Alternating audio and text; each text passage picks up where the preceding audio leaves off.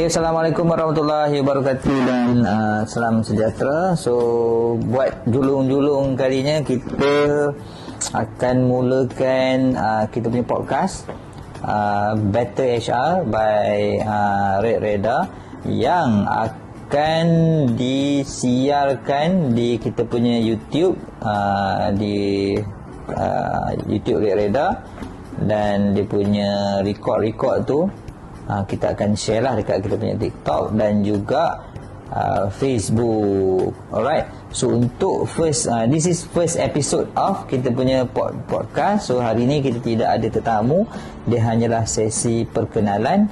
So kita ada topik yang kita akan bincangkan, discusskan ataupun sembangkan pada hari ni, tapi saya akan ulas dengan sendirilah. Alright. So sebelum tu saya nak share dulu kenapa kita nak buat podcast ni. Okey, podcast ni adalah kita identify yang sebenarnya dekat kita tengok kat Malaysia ni ada banyak podcast, tapi untuk podcast bahasa Melayu yang berkaitan dengan HR belum ada lagi. So kita just nak mengisi kekosongan yang ada, dan pada masa yang sama kita nak ambil peluang ni, kita nak buat sharing lah dekat semua kan. Nanti untuk topik-topik seterusnya, minggu-minggu seterusnya, kita akan bawa kita punya tetamu. So tetamu kita tu sama ada dia business owner, founder business yang selalunya ada isu-isu yang melibatkan HR. Kita akan panggil HR practitioner in the market, sama ada sekarang ni dia bekerja dekat dunia corporate, dekat SME, ataupun mungkin student-student yang currently tengah belajar HR, dan siapa sahajalah dekat yang kita rasa yang dia boleh memberi nilai tambah kepada HR industry, dan kita akan cuba panggil. Right, so untuk topik yang pertama ni, kita tak ambil masa lama untuk podcast kita ni akan mengambil masa lebih kurang 30 minit ke 40 minit. So kita buat santai-santai je. So ada podcast yang kita akan buat dekat office. So hari ni kita buat kat office kita, tapi banyak podcast juga kita akan buat dekat tempat tetamu kita lah. Sama bila kita travel, kita pergi jumpa kita punya tetamu, dan kita akan buat dekat tempat diorang, ataupun mungkin kita akan buat live dekat luar office. So itu bergantung, kita tak ada fix punya tempat. Cuma salah satu tempat ni kita akan buat kat office kita. So topik kita minggu ni, kita nak mengulas berkenaan dengan budak-budak talent sekarang lah. Budak-budak sekarang, kita panggil, kalau dalam bahasa HR ni, kita nak bagi komen sikit berkenaan dengan kita punya talent dekat pasaran sekarang lah. Tapi kalau bahasa simpelnya, kita nak bagi komen tentang budak-budak sekarang, budak-budak zaman sekarang ni, in term of dia punya pekerjaan tu. Alright, so dekat market kalau kita tengok sekarang, graduan dia terlalu ramai. Actually dekat market sekarang, sebab kita ada kolej swasta, kolej public, jadi semuanya every year mengeluarkan graduan-graduan dengan sangat banyak. Itu tak termasuk dengan mereka-mereka yang tak sambung belajar. Jadi dekat market ni kita ada bermacam-macam jenis talent dekat market. And statistik pun tunjukkan yang jumlah graduan yang menganggur tu memang masih banyak. Cumanya sekarang, sebab kita dah ada banyak model ekonomi kan. Kalau dulu modelnya keluar mesti nak kerja, dapatkan kerja permanent dengan mana-mana company kan. Tapi sekarang ni dia tak begitu. So sekarang ni kita ada model ekonomi yang lama macam gitu. Kita ada gig ekonomi yang you tak ada kerja permanent pun, kan. Maksudnya you macam buat Grab. Ada juga by project basis, kerja project 2-3 bulan stop, tak ada kerja, dan sambung kerja. So dia sebenarnya model yang ada sekarang ni, sebab dia ada banyak jenis model, dia sesuai dengan budak-budak sekarang lah, kan. So budak-budak sekarang ni saya tengok ada style yang dia memang nak dapatkan kerja tetap. So jadi dia akan cari kerja yang boleh offer dia kerja-kerja yang tetap lah, 9-5 ataupun ikut shift dan sebagainya. Tapi banyak juga budak-budak zaman sekarang, dia orang tak nak terikat. They want to have more flexible in term of dia punya timing. So dia orang lebih suka kerja-kerja dekat gig ekonomi punya structure, kan. Buat Grab, ataupun buat Food Panda. Ada juga buat servis outsource. Maksudnya dia tak nak tetap. kan. Dia nak jadi, contoh dia nak buat content creator, dia pun dia nak buat live host. So banyak position baru sekarang ni diwujudkan because of the dynamic of the business, yang menyebabkan talent ni bila budak-budak sekarang nak cari kerja pun dia dah tak cari yang macam kerja 8 jam. Ada yang kadang kerja 4 jam, buat live host 4 jam je mostly. Ada yang buat 8 jam lah. So jadi dia akan sesuaikan dengan apa yang dia nak lah dalam live dia. So kita punya talent sekarang ni dia lembik. Dia tak macam dulu kan. Dulu kita boleh kerja pagi malam. So bagi saya mungkin ada betulnya apa yang dia apa yang diorang komenkan tu, tetapi masih ada lagi talent-talent yang saya rasa dia ada jiwa yang kental, boleh kerja pagi malam dan sebagainya, masih ada. Tapi ada juga yang memang tak kental lah. Masuk hari ni, banyak kawan-kawan saya dalam bisnes masuk kerja hari ni, esok hilang. So saya masih macam cuba memahami macam apa sebenarnya orang fikir dalam diri diorang ni. So dia sama je, sama ada yang graduan ataupun yang tak graduan. Bila dia bagi kerja, even dekat klien kita pun yang mana gunakan servis kita pun ada juga kan. Dia dah accept offer, dia ambil all the trouble untuk pergi interview kan, dan sebagainya. Ada yang dah berhenti kerja semua untuk pergi tempat kerja baru, masuk kerja sehari dua tu dia berhenti.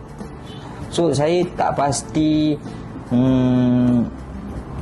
macam I'm wondering, saya macam tak pasti sebenarnya diorang ni macam apa dalam mind diorang bila diorang buat demikian. Sebab untuk macam zaman-zaman saya ni, masa-masa saya ni, kita orang ni macam very serious in term of bila kita decided untuk accept suatu kerja tu, kita memang akan dah accept, kita akan apa pun challenge kita akan macam okey, akan teruskan kerja.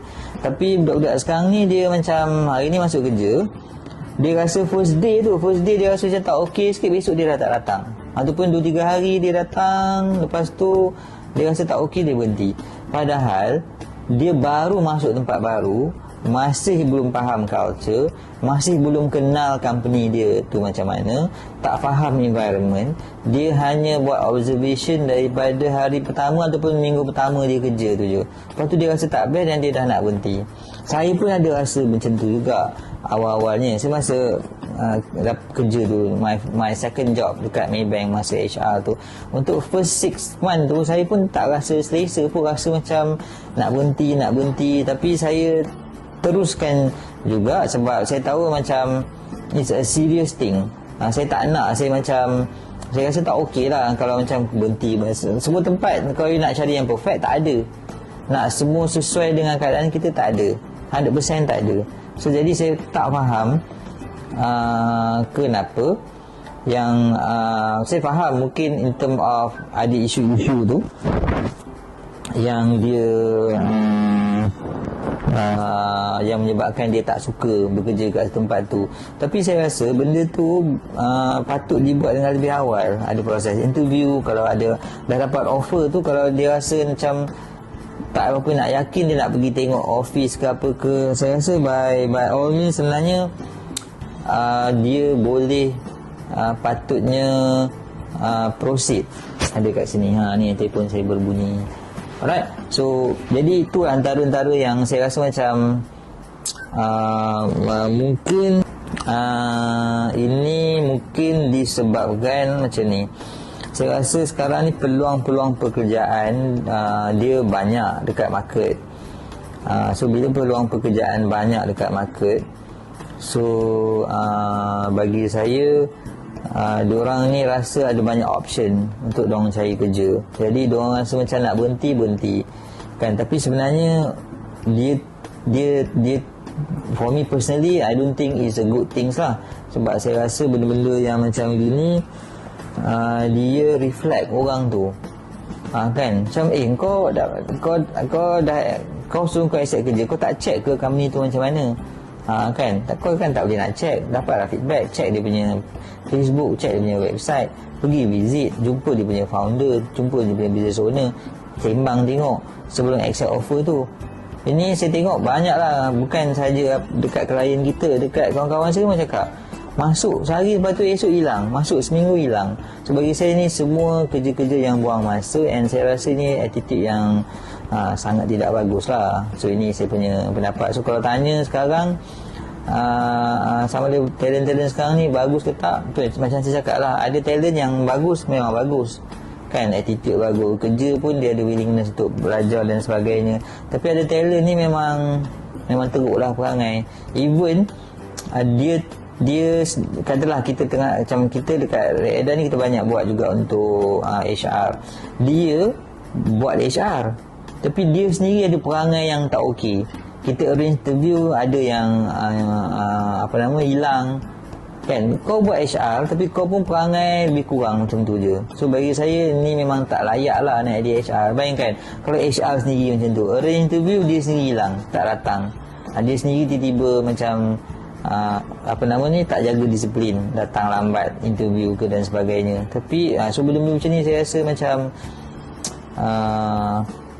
kualiti tu teruk lah. Secara generalnya bagi saya kualiti talent sekarang ni mungkin dia secara in general because diorang rasa macam job opportunity tu banyak dekat market, and dia ada banyak option untuk buat kerja sementara. Kalau dia tak dapat kerja pun tak apalah, kata aku kerja dulu apa-apa sekejap nak dapat duit kan.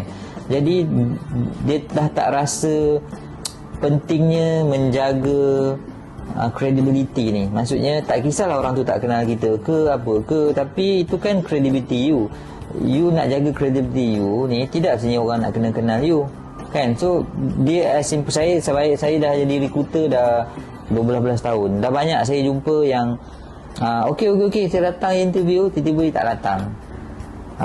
Lepas tu ada yang kita dah arrange semua, perangai elok apa semua, layan accept call semua okey, dapat job offer, masuk dia terasa tak okey, dia hilang. Lepas tu kita nak call balik pun semua tak ada. Saya tak faham.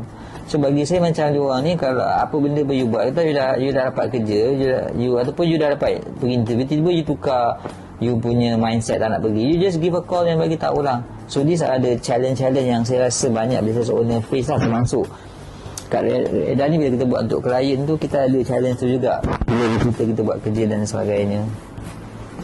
Okay, so tu antara yang saya boleh bagi komen lah. Bila kita cakap buat sesi seorang ni, kita tak buat lama lah. So podcast kita ni bila tak ada guest, kita buat dalam 20 minit saja. So tadi kita take a break sekejap untuk session pertama. So kita dah macam we talk about the real situation yang happen dekat market sekarang lah kan. So saya rasa untuk second round ni saya nak ulas yang lebih details lah, masalah ataupun cabaran-cabaran talent nowadays. Sama ada untuk, saya rasa untuk jawatan-jawatan yang tinggi, dia tak ada isu sangat, dan saya tak nak ulas sangat lah jawatan-jawatan tinggi ni. Jawatan tinggi ni insyaAllah so far saya rasa the talent is there, the market ada, maksudnya ada orang cari jawatan-jawatan besar, CEO apa ke, head position ni ada. Jadi isu dekat situ dia tak banyak sangat. So yang banyak sangat ni kita panggil jawatan-jawatan rank and file. Rank and file ni below executive lah, kan, yang receptionist, shop assistant. So saya selalu bagi komen dekat saya punya klien, sebab sekarang kita punya gaji minimum kan orang kata apa, RM1,500. So banyak pula lah yang macam semua klien kita SME lah, mesti yang pasti banyak SME lah, sebab kita banyak buat untuk SMEs sekarang ni.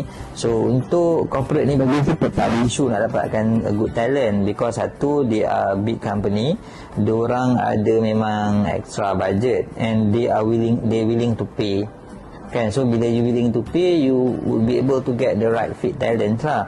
And then corporate ni diorang dah matured, well established kan. So the process of bringing in talent masuk ke company ni dia tak macam SME, because all the system, proses dan sebagainya is there.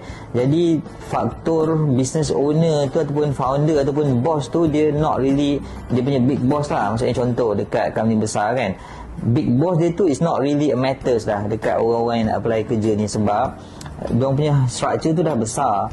So dia akan look into more in term of culture dan sebagainya saja. Tetapi untuk recruitment SME ni dia tak macam gitu. So business owner, founder, dia masih menjadi salah satu faktor utama sama ada talent-talent yang nak ambil kerja tu, dia nak tak kerja dengan kita ataupun nak stay dengan kita. And then satu lagi, semua sekarang minimum gaji adalah 1,500. So bila 1,500, most of SME ni kan, dia tak adalah nak bayar, sebab dulu gaji minimum lebih rendah. So now gaji 1,500, so diorang akan bayar 1,500 lah. And bila kita bayar 1,500, bukan kita je yang bayar 1,500, satu Malaysia bayar 1,500. Kalau you punya company tu dekat shop lot tu ada 20 kedai kan, 20 kedai akan ambil bayar 2,000, bayar 1,500. Jadi that's why saya bagi tahu, kalau you bukan big company ataupun you bukan very famous punya celebrity ke apa ke, yang memang orang you buka je job application orang nak kerja, so talent ni ataupun orang cari kerja dengan kita ni, dia tengok company kita ni, walaupun kita ni ada big vision, kita ada dream, kita ada macam-macam lah, semua kita punya master plan untuk grow tu memang kita ada, tetapi dia tidak memberi apa-apa maksud pun dekat orang yang minta kerja tu. Dia tengok company kita ni just another company je. Faham tak? Sebab yelah, aku pergi company kau 1,500, pergi sebelah pun 1,500, pergi belakang pun 1,500, pergi tepi pun 1,500, semua offer 1,500. Jadi diorang rasa macam sama je mana-mana, bayar 1,500 lah. Tak apalah, aku kerja tempat A tak nak, aku macam malam-malam nanti aku berhenti, aku pergi je tempat lain jauh sikit, orang bayar aku 1,500 juga, no difference. So that's why saya selalu macam beritahu jugalah dekat majikan ni kan, kat business owner ni. So kalau you nak ambil yang ni, you kena ada offer lebih sikit pada orang lain. So kalau orang lain mostly dekat area tu offer 1,500, you offer lah extra 1,700, 1,800.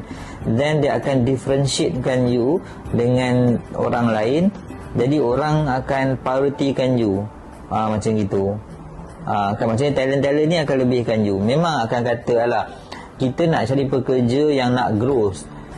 Memang nak growth, yang nak grow sama-sama, nak buat sama-sama, tapi dia tak kenal kita, and kita pun tak kenal dia. So bila tidak ada, macam kita pun tak kenal dia, dia tak kenal kita, engagement tu tak ada, repo tu tak ada. Bila repo tak ada,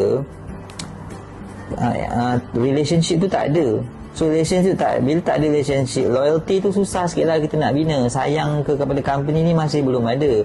So benda tu kita akan dapat develop later on, bila dia dah masuk dalam syarikat, dia dah kerja dengan kita start bina, lama-lama dia sayang dekat company kita. Dia akan faham direction apa semua, dia akan nak grow dengan kita. Tapi awal-awal bila kita nak ambil staff, you susah lah nak cakap pasal benda-benda macam tu, especially kita SME kan. Bila SME ni website pun tak ada kadang-kadang, so surat offer letter apa semua pun tak ada, documentation memang out lah semua. Jadi susah lah you nak orang kata apa, nak compete dengan yang corporate ni. Jadi bila you ambil dia, you kena tengok faktor-faktor yang diorang nampak. So faktor utama satu, gaji lah.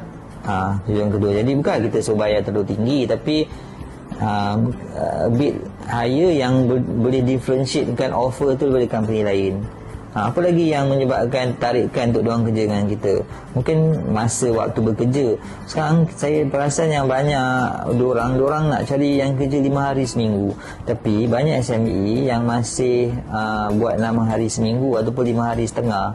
So jadi if you as a business owner ada capacity untuk bagi 5 hari, you bagilah 5 hari kalau boleh. Kalau tak boleh, you kena teruskan mencarilah talent yang nak. Tapi most of talent yang kita cari, banyak ni nak kerja 5 hari. Tapi ni untuk executive and above lah. So kalau macam rank and file apa semua ni, they are still willing to go for 6 days. Tu satu option. Apa lagi yang you kena tengok, yang you boleh tawarkan kepada talent-talent ni untuk you dapatkan talent-talent yang lebih bagus sikit pada orang lain. You tengoklah, mungkin flexibility of working. So apa lagi yang you boleh offer? SME ni tak banyak lah boleh offer. You tak boleh offer gaji yang terlalu tinggi, benefit pun tak boleh bagi banyak. So you tengok apa ruang-ruang lain yang you boleh bagi dekat talent ni, yang you boleh offer dekat diorang untuk attractkan diorang untuk start bekerja dengan kita, stay kerja dengan kita. Dan sementara kita nak bina dia, nak bagi dia macam konsep the right contact untuk lama-lama bila dia dah kerja dengan kita, dia dah faham kita, dia akan nak stay dengan kita. So these are the thing yang saya rasa majikan-majikan SME lah utamanya, you boleh look into this. Kadang-kadang dia tetap macam, oh saya nak juga bayar gaji macam ni je, and kau kena macam ni, macam ni. Dan dia merungut tak dapat talent. Mestilah, sebab talent tu dia banyak option. Kenapa dia nak kerja yang kita bayar 1,500 kalau dia dapat kerja kat tempat lain 1,500, tapi dia boleh dapat banyak flexibility. So these are the thing yang kadang-kadang saya rasa business owner kena, dia tak aware, yang dia rasa macam company dia okey apa. Tahu company kita okey, tapi dekat luar sana ada berpuluh-puluh ribu company yang menjadi option kepada diorang ni untuk cari kerja. Ni untuk kalau SME dah, tak termasuk lagi corporate, tak masuk lagi pertubuhan, NGO sebenarnya, government, kerja-kerja kat government, diorang ada banyak option, kerja-kerja gig, kerja-kerja projek, ada yang boleh kadang-kadang buat meniaga sendiri. So ada banyak gila option untuk tidak accept offer pada kita kalau offer tu diorang rasa macam it's not attractive enough ataupun tak meet apa diorang nak. So mungkin kita akan kata macam, alah budak-budak sekarang ni macam banyak songeh kan, macam tak nak, macam ikut macam yalah, kerja macam nak senang je, kan. Tapi pada masa yang sama kita boleh merungut benda tu, ataupun kita boleh bagi that comment, tapi kita kena acknowledge the current employment trend. Sebab kalau kita nak insist juga, tapi employment trend tu dah makin berubah, and kita tak nak acknowledge, kita tak akan look into perkara-perkara yang apa aku kena buat ni nak dapat talent. Kita masih berdegil yang aku nak macam ni.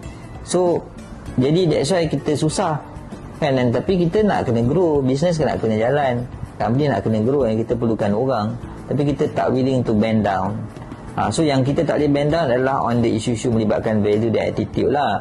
Tapi benda-benda yang melibatkan skill, kompetensi, kita boleh bend down sikit.